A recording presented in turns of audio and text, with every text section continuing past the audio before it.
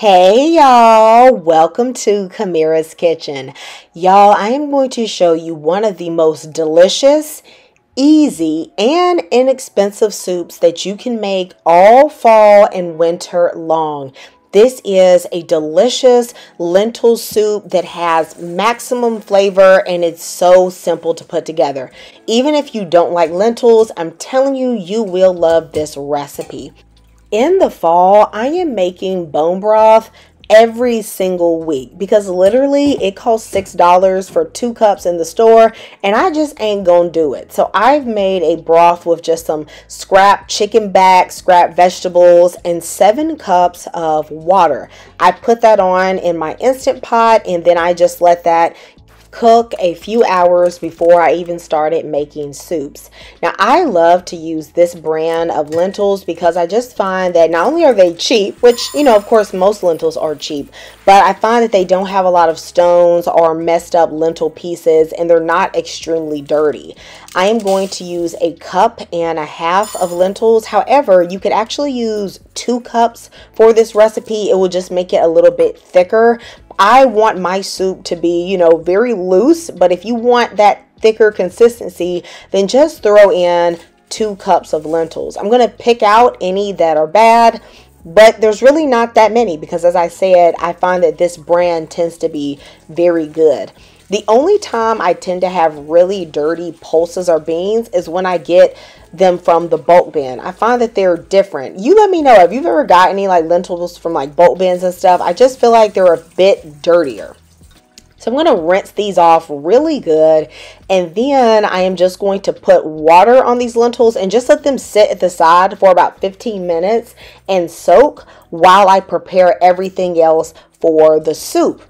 Now y'all know I told y'all that I had those potatoes that was a little on the rough side. Baby, I'm still going through them, okay? Because the inside of them still good. So I'm going to take 2 potatoes and then I'm going to cut them up on the smaller side. Because the lentils are tiny, I feel like the vegetables shouldn't be super large either. Everything just will cook a little more evenly if they're not really big. So I'm going to do a medium small dice, and I'm going to cover this up with water so that it doesn't turn brown.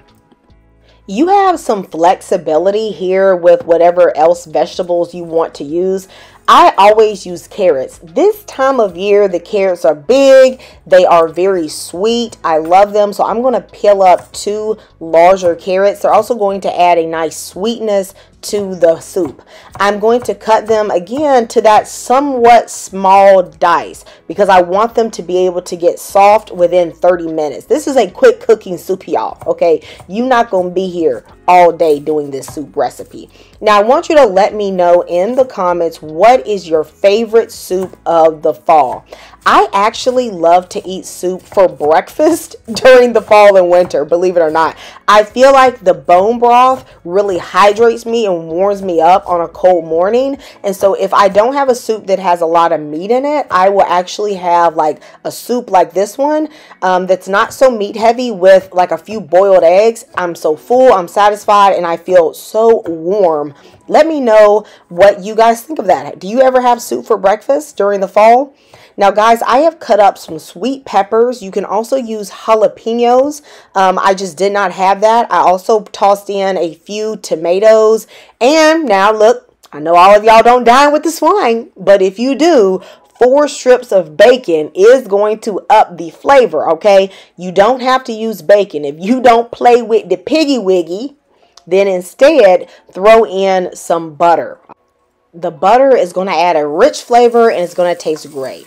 I've added my bacon to a cold Dutch oven and then let the bacon render its fat for a few minutes as the pan warmed up.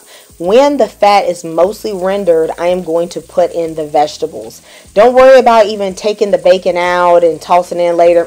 Honey, we ain't doing all that. This is an easy soup recipe, okay? Now, the only thing that I did not add up front was the garlic. I'm going to allow the vegetables to saute for about 4 minutes to get a little color on them. And then I am going to put in 4 cloves of garlic. I've already minced this garlic and I'm going to cook this for about 30 seconds. When that smell just hits your nose, you know what I mean? That fragrance is just going throughout your kitchen. That's when you know it's time to add the spices. I'm going to use half a teaspoon of cumin. Now, baby, don't get heavy-handed with no cumin. Okay, that will throw this off. Okay, it's too earthy, in my opinion. All right, unless you like a lot of earthiness. Then I'm going to add a teaspoon of oregano, a half a teaspoon of dried thyme, and a half a teaspoon of pepper. Then I'm going to add in all of the lentils and about 5 cups of the broth. Now, I could have added it all right now, but I was trying to gauge how much I wanted. So you'll see that I end up adding more of the broth later. That fat you see on top of the soup, that fat is from the bone broth, okay? I'm then going to add in some bay leaves as well as some chicken bouillon. Also some salt. There is no salt in that broth recipe, okay? And even though this is a bone broth, the bouillon just kind of amps up the flavor a little bit more. If you don't want to use bone broth, of course, you can just use water and then just add as much bouillon as it takes to get the flavor that you like. I love to add fresh thyme as well as 1 spicy pepper on top. That's optional. It's actually not going to make the soup spicy. It's just going to add a little bit of perfuming, a bit of a kick. I'm going to cover this and I'm going to have the heat on my stove on medium. Once it works its way up to a simmer, baby, then you cover that pot and you let this cook on low for 15 minutes. Then you are going to add the potatoes. If you were to add the potatoes at the beginning, it's just going to get way too soft. Okay, so just let the potatoes cook 15 minutes. To bump up that flavor, baby, I got to put in about 1/4 cup of cilantro. I know some of y'all with the questionable taste buds will say that cilantro tastes like soap, which I don't know how you got that, but you could instead add some parsley. I also just adjusted the soup for salt and pepper, and then I covered this partially and allowed it to cook for 15 minutes.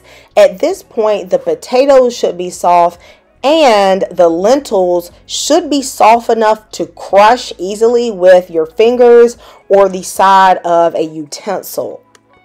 If you want your soup a little bit thicker, you could take an immersion blender and just pulse it 1 or 2 times, and that'll break up some of the lentils to make it a bit less brothy. However, this is actually how I like my soup. So you can just adjust everything to your preference. You can reduce the broth or increase the lentils if you want to change the texture. Now, to really make the flavor shine, I don't think this is optional. I think you really need to do it. Add in a squeeze of lime. You could use lemon, but truthfully, lime really is just the best. When you mix this up, you add some crackers or a little slice of bread. This is a warming, delicious soup that everyone in your family will love. Please let me know if you are going to make this recipe. God bless you all for watching this channel. I hope Jesus will bless you richly. I thank you so much. Goodbye.